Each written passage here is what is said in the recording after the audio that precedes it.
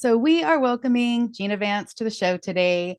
Gina is the creator and developer of Somatic Mindful Guided Imagery, or SMGI. And although Gina, you've been practicing and refining this therapy for like over 20 years now, you're now teaching this amazing therapy to others around the world. And SMGI truly has been a game changer in my healing process. And I am super excited that I can now share that with others as a certified practitioner. But I am truly honored to have you as a guest today on the show. So, welcome, Gina Vance. Thank you so much. It's a Yeah, pleasure to be here with you. awesome. So, let's find out a little bit about your journey because you're not adopted, but you did experience some childhood trauma and that manifested in different ways, throughout your life. So, tell us the process. Why did you develop SMGI? I developed it out of personal need. I had excruciating physical pain that nothing worked to help alleviate. And at the time, I had an infant daughter who I wasn't willing to abandon. The pain was so bad, I wanted to take myself out so many times, but there was no way I was going to leave her. So I just had to find a way. So that put me on a 5 year long dark night of the soul journey where I just took one class and one course and studied with one healer after another for about 5 years. And at the end of that 5 years, I had pieced together what most helped me. And then I knew I had to share it with others. So I retired my engineering career, hung up my shingle as a healer, even though it felt pretty uncomfortable. That felt pretty weird 23 years ago, especially in my hometown. Anything spooky do, off the radar, was frowned upon. So yeah, and then I just worked with clients over the years, and inspiration came through in my work with them and from them. And eventually I knew that this was repeatable and that anyone could do it. You didn't have to be special. You could just use these elements and it would work for pretty much anyone. Would you be willing to talk about your childhood trauma a little bit? Of course. Yeah. Over the course of those years of healing, I was doing elements of SMGI. And with SMGI, you can connect to your subconscious memories. And my very earliest memory was when I was conceived.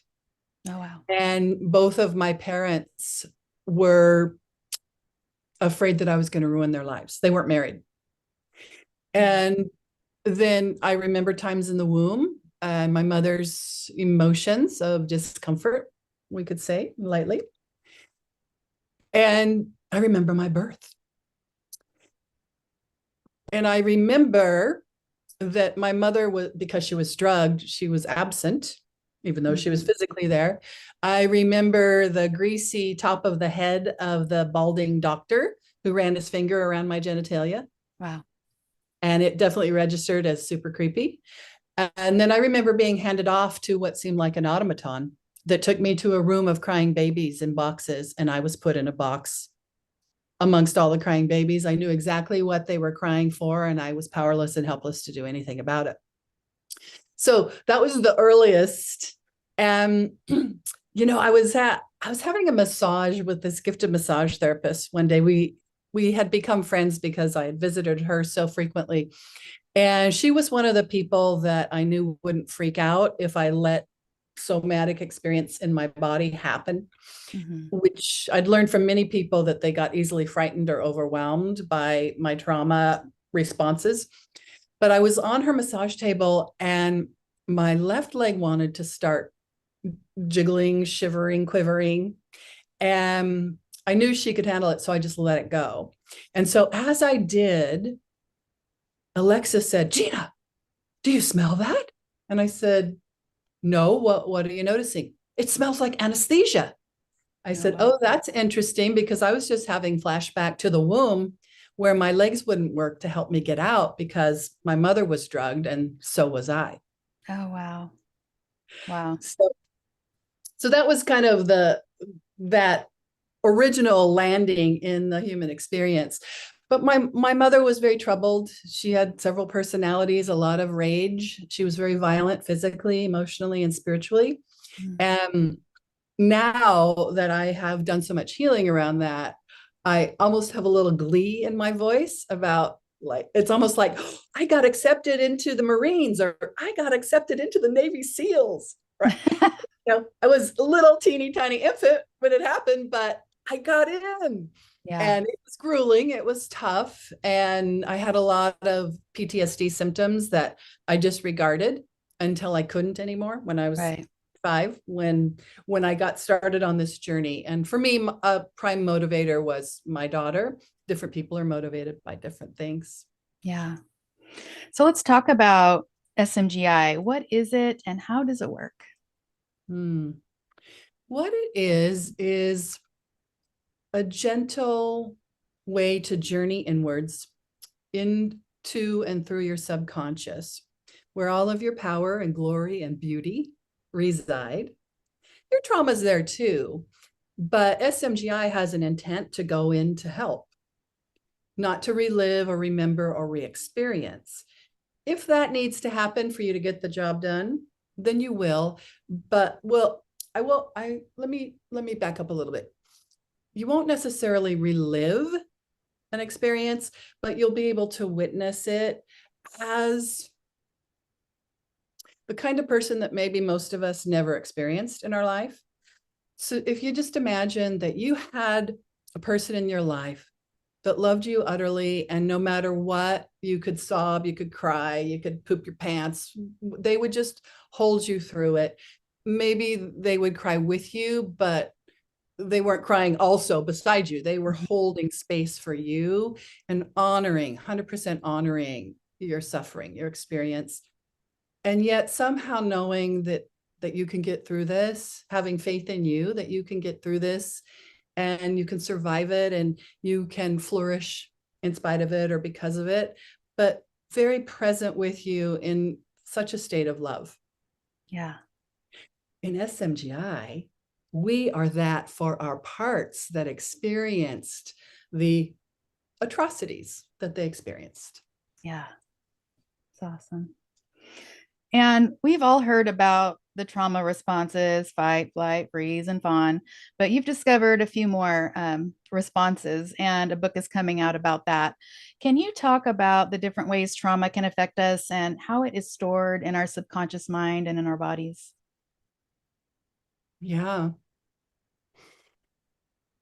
Well, there are obvious ways that trauma affects us. Uh, Addictions or emotional outbursts or emotional shutdown, chronic anxious feelings. There are subtle ways that trauma affects us by just keeping us from living the life that we want to live. So there's not one way to say, trauma, because all of us have had trauma to a degree, right? Trauma is just some wounding that we experienced somewhere along the line that is unhealed, right? Usually in an experience that was overwhelming. Anytime we're overwhelmed, our biology reads that as life-threatening. We could die. Mm-hmm. And we don't always have that opportunity for that magnificent being or person in our outer world to honor what we just lived through, that we have lived through it, we've survived, and that it can be okay again. So there's a lot of unfinished, like open wounds in our psyche that don't take much to close, seal, and heal. The most powerful and efficient way to do that is inside yourself, in your inner world. Things in the outer world take a lot longer to heal than things in the inner world. And sooner you heal things in the inner world, the sooner they heal in the outer world. Yeah. Yeah. So, all adoptees have a story to tell about their experience, and a lot of times they don't feel validated because what they're told and what really happened not necessarily is the same story. It's a muddy water. So, when you talk about trauma, you say the facts don't matter. What do you mean by that? The facts don't matter because what actually happened might affect one person traumatically. It might not affect another person traumatically at all. What matters is the perception about that experience that we're carrying around inside of us. That matters. And sometimes it won't be helpful to dig up old material and remember it. You don't need to remember to heal. When you're journeying inwards, your own inner wisdom will offer you a narrative to move through that may or may not be actual or factual, and yet it will be the narrative through which you can heal those wounds that are remaining to be healed, those experiences that are remaining to be honored. So perception is key. I think people get stuck there a lot because they're wanting that validation from the other person, and you might never get that, but they get stuck there, wanting that so badly when you need to be your own hero and save yourself and not worry about what they remember. But it's so important about what you remember and how to work through that, I think. Yeah. And the good thing about want is that it shows you, it's a call inwards. It shows you something that you do want. It shows you something that you didn't get. And we haven't been told that we can get it. And the key is to give it to ourselves. But at first, if we hear those kinds of things, we try lighting the candles around the bathtub, and we try, doing those things. And it's like, why isn't it happening? So that's the value of SMGI. We actually go where we can get it done inside. Yeah. So many adoptees live in survival mode from birth and well into adulthood. And a lot of times we don't even realize that we're doing it. Can you talk about how survival mode can both benefit, but as time goes on, also be non-beneficial, and what role SMGI can play in alleviating living in that survival mode loop? Yeah, as you ask that question, the story that comes to mind, or narrative or analogy, is, say a troop of us were in the woods, and we had the big burly dude that was the former Navy SEAL that is on point, right? He is more perceptive of things that we might be oblivious to, right? So trauma or high risk, high danger, getting damaged helps us to be more perceptive than we would have been in a more naive state, an innocent state of innocence, right? So that's one of the benefits of having lived through high adventure, is that we are more perceptive. One of the drawbacks is that sometimes that danger button is stuck on. So now we're hyper vigilant. Yeah. So once the trauma part of our history is healed, we don't lose our superpowers of greater perceptivity. In fact, my partner is stunned all the time when we go somewhere together, and I'll say, "Did you notice that?" And he's like, "How do you do that?" Trauma. My superpower. Yeah, paradoxically, when we are in the stress response because our trauma is activated or triggered, then that's when our perception narrows and we really can't perceive more than what is related to survival. So we lose the capacity to be aware of nuance and other options about how we could creatively move through a situation. And the other thing is that a lot of people in society aren't even aware of adoption trauma. They're not aware of what we call in our circles the primal wound. They don't know that's a real thing. And it's not just adoptees, but birth mothers also have shame and guilt too and are traumatized because of relinquishing their child. How is it possible to heal from adoption trauma specifically with SMGI? All trauma is healable, whatever variety or flavor.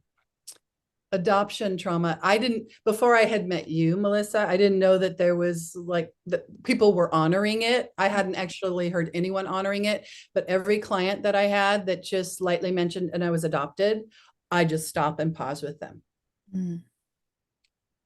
There's always trauma involved with that. Yeah. And oftentimes they kind of shrug and dismiss it because that's what the world does. Yes.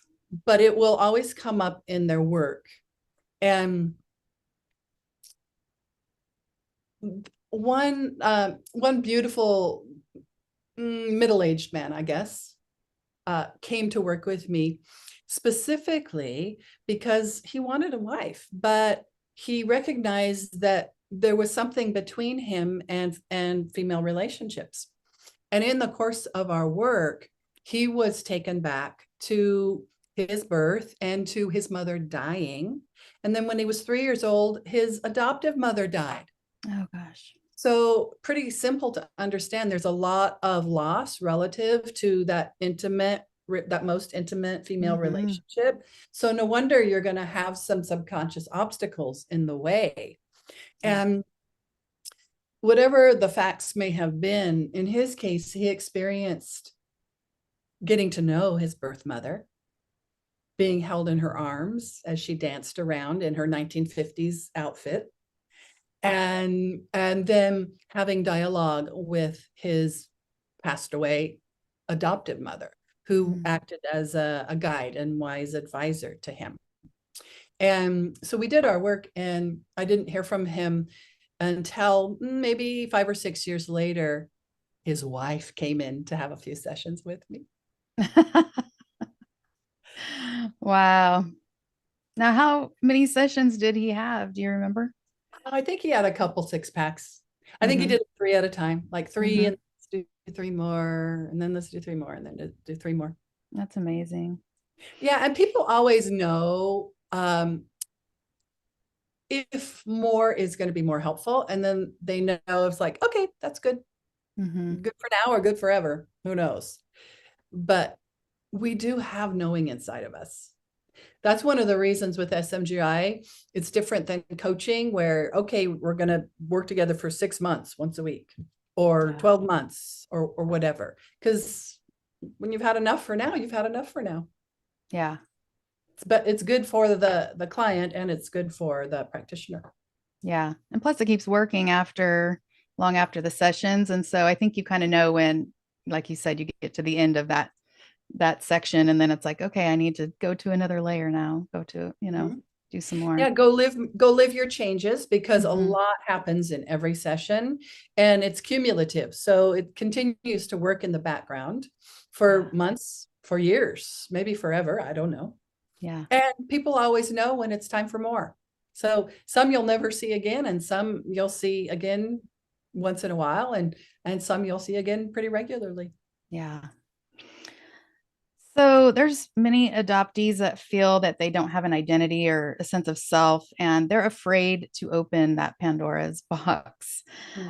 And I feel like we're put into what I call the adoptee witness protection program. We lose our identity as soon as we're born, and we become adults, and we're still legally not able to find out who we are. And that can be scary for someone that's been through trauma to try to access memories and the subconscious. So, what would you say to those individuals that are afraid to explore what's in their subconscious mind? That's a natural fear. It's universal.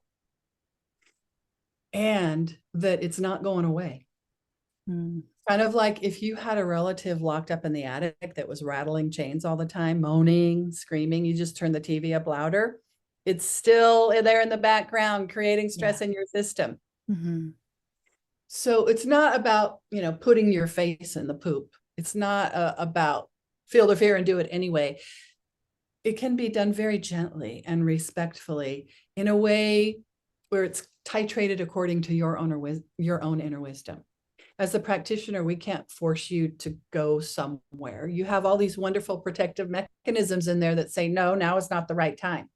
Of course, there's a lot of tricks out there to override that. SMGI is not about overriding anything. It's all there for a good reason. So most people come to this work because their pain is greater than their fear. Certainly was the case for me. I didn't want to have anything to do with this kind of wackadoo stuff. But when my pain got greater than my fear, I would try the next, what I thought of at the time as was a weirdo. Yeah.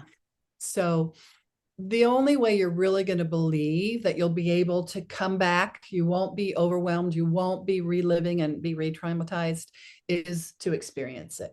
Mm-hmm. And so sometimes, people will come in for one session, just check it out, see how it feels. And at the end of that session, they always know if and how they want to continue. Yeah. So that kind of brings me to the next question. When people hear hypnotherapy, a lot of times they, remember the guy they saw at the fair that hypnotized everyone and made them, act like a chicken or something. And it could be terrifying for somebody that's recovering from trauma to think that, oh my gosh, what are you going to do to me? So how is the Mhm. hypnotherapy used in SMGI different? Yeah. Big difference is that we're not trying to get you to do anything. We are offering you prompts that invite you to put your toe in the water, so to speak. How do you like it? Would you like more? Mm-hmm. If you would, we'll give you another prompt. How about this? And the other thing is that it is led by your own inner wisdom as the journeyer, as the client. So we might have an agenda that we're going to guide you inwards to connect to the sensations in your body, to a good place that's beautiful and feels good, to a comforting presence where you can feel those good feelings and get all of that nice calming, settling, and stabilizing going in your nervous system. But as soon as we guide someone inwards, they might just go somewhere that we weren't intending for them to go, but their inner wisdom says, this is top priority. This is what they need to connect to now. So it's like, okay, great. I can help you with that. Would you like to explore that? Yeah. So you're in control the whole time. There's not a Truly, time where, and we can't make you do anything that you don't want to do or make you go anywhere that you want to go. truly, we don't even intend to, Yeah. right? We could put a gun to your head and you would probably do some things you didn't want to do, Yeah. but it's like that very spacious, kind of mythic being that loves you and allows you and just invites you. Yeah. And if Very you don't, invitational. Yeah. Yeah. yeah, yeah. So besides helping alleviate the effects of trauma that we've talked about quite a bit, what are other ways people can benefit from SMGI? Mm. Well, though it is the best way that I know of to resolve trauma that create conditions that are uncomfortable or unwanted, it's not really about the trauma. It's really about what do you want to create? What kind of experience do you want to be having in your body, in your life, in your career, in your health, with your health? So it's really about helping people get what they want. Mm-hmm. And it's incredible how people get what they ask for. Sometimes over the years, people have come in asking for certain things, and I'm like, I don't know if that's possible, but okay. And they've always just stunned me with the miracles that human beings can create. We are so powerful and so capable with the right conditions. These kind of secret things that nobody taught us that are super simple, kind of hiding in plain sight. Mm-hmm. Yeah. Yeah. Anything's possible, really. Mm. So, in closing, what would you like struggling adoptees to know? Well, I would like them to know a little bit about your experience with SMGI. And I'd also like them to know that adoption is a very particular kind of intense human experience. Whether you have been coerced or whatever the conditions were to release your child, or whether you were the child that was let go of, it's a very specific kind of wounding. And of course, that can look it could look a million different ways, Mm-hmm. depending on the adoptee or the parent or parents who relinquished their child for whatever reasons. So you potentially have a greater depth of experience, understanding, and compassion around the themes of perhaps abandonment or feeling unloved, unwanted, not chosen, and forsaken. Mm-hmm. And really, in some ways, these are universal experiences for all of us, but someone in the adoption constellation has this very personalized, very in-depth lived experience of it. So in one sense, it can be a superpower for you, can be. Mm-hmm. There will be some healing required so that you can turn that lead into gold. But the depth of experience and the compassion that that brings, really, that can only come through direct physical, mental, emotional, spiritual experience. We can read about it in a book and think, oh, oh yeah, I see what you mean. But it doesn't compare with living it. Yeah.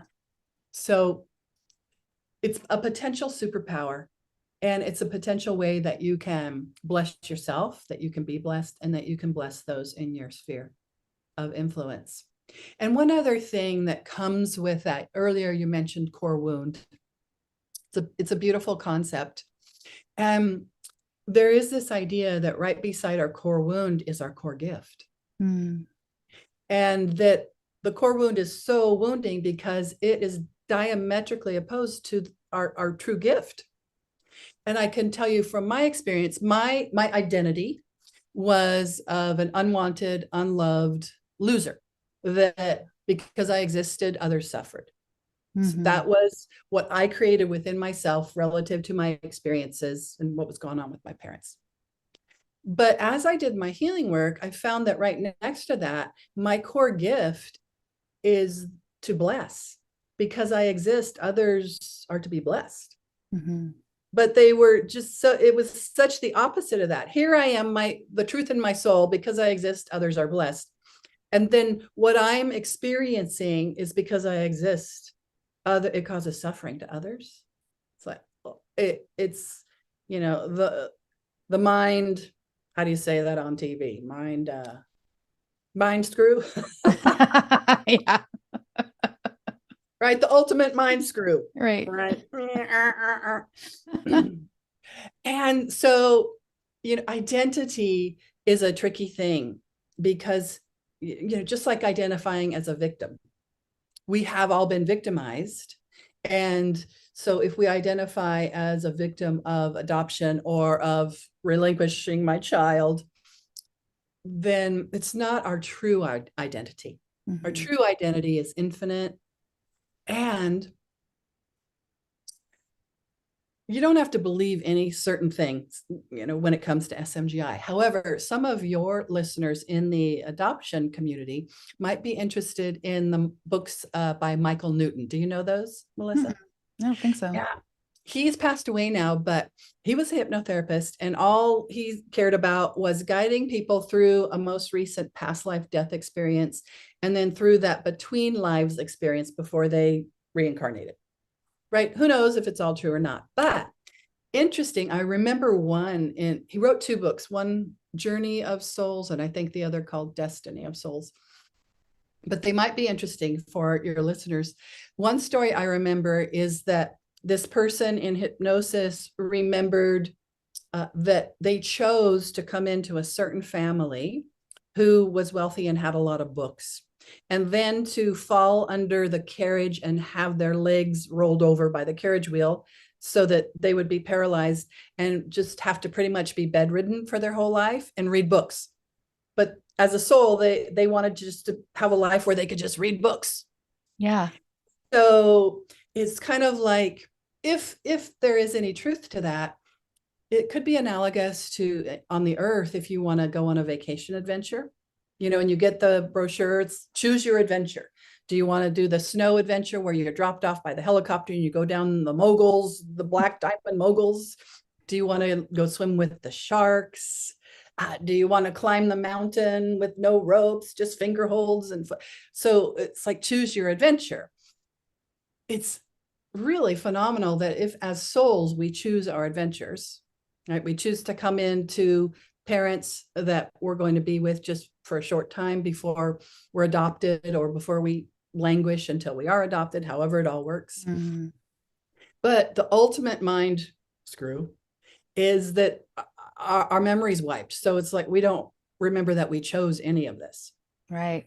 There's a lot of adoptees. And I just want to say to listeners right now, there's a lot of adoptees that do say, I would never choose to be adopted. I would never choose this ever. Like that's ridiculous. But just to be curious about it and think about it and just examine it just a little bit. Just think about it for a second and see what you are getting out of that experience, what you could give others through that experience. You Mm, know, there are some positives there if you can stop and just be a little bit curious about if I did choose this life, why would I have done that? Maybe. that's a question you can take into an inner journey. And you don't even have to be polite about it. You can be really pissed off. Okay, Yeah. if I did, why would I? And then you go in and then you'll be shown as like, oh, Yeah. whoa, what? Ooh. Doesn't always happen in one session. It could. Right. And Right. let's also honor the difference between the soul experience and the human experience. Because the human experience, no way Right. would you choose any kind of terrible pain, blistering soul pain, blistering, heartbreaking pain. Who would choose that? No one.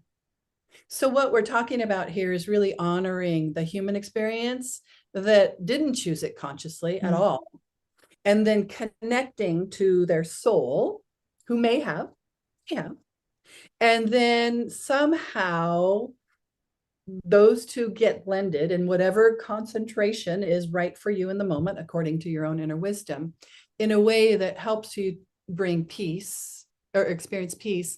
And then eventually to look back with appreciation for the villains and the pain they caused that you're now healed from. Yeah. So it's like, yeah, it's then it becomes kind of like a fish story. Wow, yeah, oh my gosh, I was almost pulled over the boat and I almost drowned in the ocean because that fish was so strong, but oh. So it Right. becomes a wild adventure. That's so true. Well, I love what you say. You always say, you know, you're kind of choosing short-term pain for from long-term suffering that you've been suffering for a long time and just trying to survive from. Yeah. I think that kind of pinpoints adoptees and you know, obviously it depends on where they're at in their journeys. And I, the reason I got into SMGI was I had another adoptee tell me that he's probably in his 70s and he had pain in his body since he was 4 years old and he had no idea what it was connected to. And I was just like, oh my gosh. And then, like, I swear, 3 days later, I heard about SMGI and got on your website. And I was like, that's the answer. Obviously, somatic therapy, like, follow the pain. What is it connected to? That it's going to be so huge once this gets out into the adoptee community and people start being curious about it and, you know, trying it and seeing what is possible. Um, it's so Yeah. needed. It's just so needed. And a lot of times people come into a session, either there's a pain that they want to be free of. They don't usually say, I want to heal all my trauma. They just, there's a pain or an anxious feeling or a stuck feeling, Mm. uh, either physically, mentally, emotionally, spiritually, in their career, whatever. So that's not usually what people come in for. They just want to change some part of their experience. And on the way to doing that, they'll heal what needs to be healed. They'll bring it back into wholeness. They'll bring themselves back into wholeness, being more whole and Yeah. less disconnected from their precious parts. Yeah. Well, can I ask you, Melissa, Yeah. your direct experience as a journeyer in SMGI? What is it that you want your community to know about what it was like for you? Yeah. Because um, from day one, because it was why I wanted to even be a practitioner was to heal adoption trauma. I wanted to heal my own, obviously, so that I could feel better, but also tell my clients what's possible. So every journey, when I was asked what, you know, what I wanted to, you know, possibly get out of it, that was always a thing, whether it came up in the journey or not. You know, it sometimes did, sometimes didn't, but my subconscious knew what needed to come up next. And sometimes I was like, what was that about? Like, you know, and then my next journey, it all made sense. Oh, I needed to cover that to get to here, you know?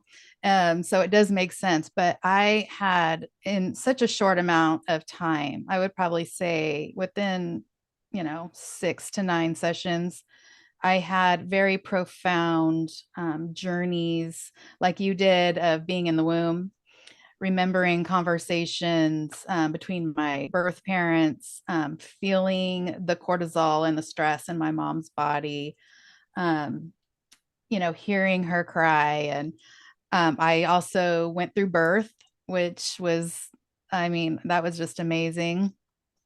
And it also gave me huge, huge compassion for my birth mother at that point, and healed so much anger and trauma that I had in that relationship, because I did meet her later in life, and there was a second rejection. So we are not speaking right now. And that really hurt, probably more than the first rejection, because I could remember it, but it just healed all that. And it just, I can't really put it into words, but it was just like an exhale, like this calming exhale where I could let it go. And I was okay with where she was at, and had the compassion for where she was at, and recognized what trauma she probably went through, because I experienced it while I was in her womb and being born. I heard her scream out in not only birthing pain, but in pain of knowing that she was going to be giving me up. And I experienced too being with all the other babies and the little bassinets. And I remember being wheeled down the hallway, and I was seeing the lights go by, and I was like trying to focus and what's going on and where's my mother and just all the things. Um, but at the same time, it just experiencing all that, and having an understanding of it, just brings so much peace. And it's Mm, really hard to understand, even, talking about it. mm. But you just have to experience it. You really do.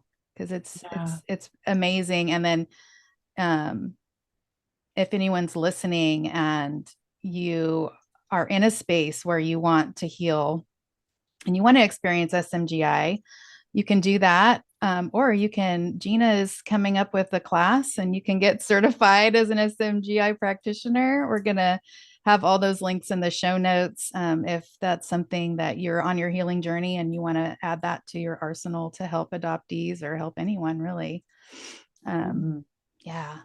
So, Yeah. tell us all the goods. What are you up to? And where can we find you and all that stuff? Mhm. Yeah. Well, every year I train another cohort of interested people. It's a 6-month training. It starts in the middle of March every year, goes through the middle of September.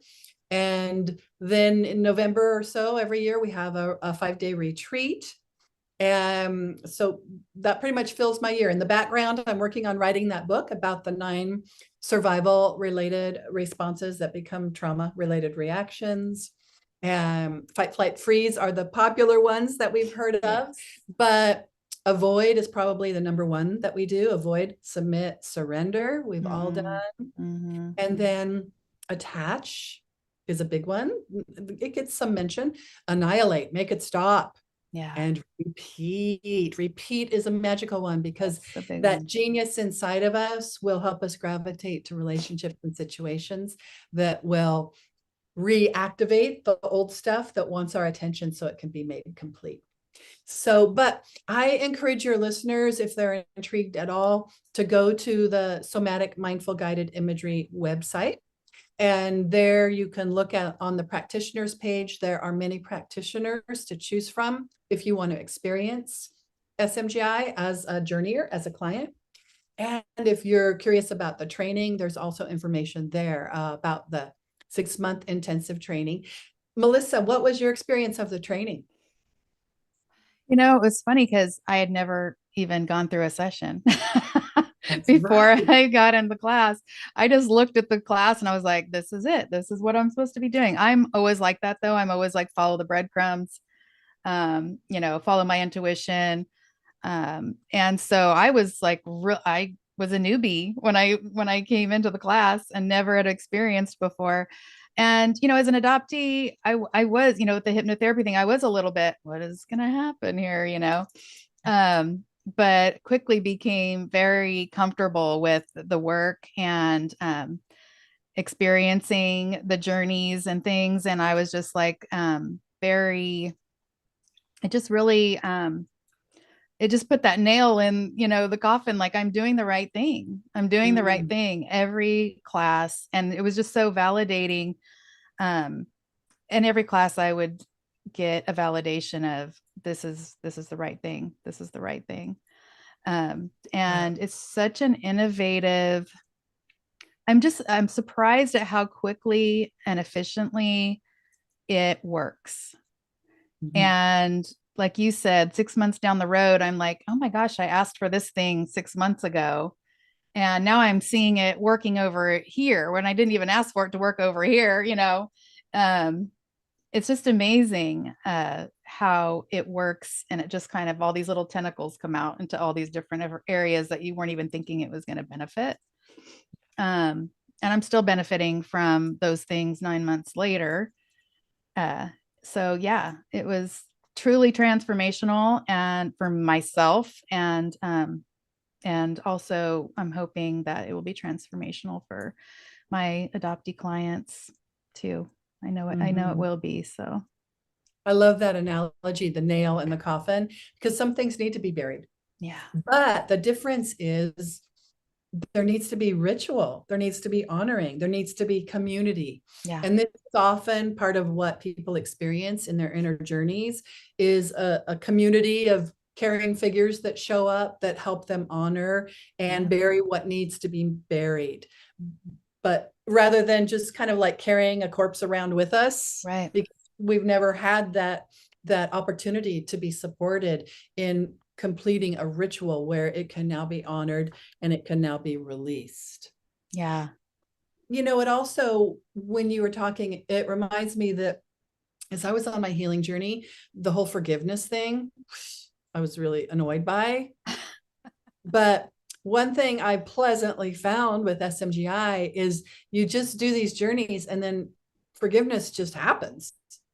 Yeah. Because you can't just force forgiveness, because you're not honoring all these things that need to be honored. But once you do, then it's like, it just doesn't matter. It just doesn't matter. True. Oftentimes it's like, awesome. I can really serve well and be at great peace because of Yeah. all of the intense challenges that I experience. I think a lot of people don't like to forgive because they feel like if I do that, then I'm saying it's okay what you did to me. And that's not what it's about. It's about releasing yourself from that bond, that, that baggage. So beautifully sums up SMGI, releasing yourself from bondage, setting yourself free to create whatever you want to create. Yeah. It's awesome. Yeah. So I will have all your links in the show notes. Thank you so much, Gina, for coming on the show today. How can people find you, Melissa, if they have a session with you? Oh, yes. Somatic Mindful Guided Imagery. I have a website. It's in the show notes, somatichealingjourneys.com. So if you're interested or want to learn more about me and SMGI, you can go there and get in touch with me. And and I will have Gina's links in the show notes as well. Thanks so much. My pleasure. Thank you for the good work that you're doing in this world, Melissa, and for all that you have gone through that has brought you to where you are now. Yes. So grateful. Thank you.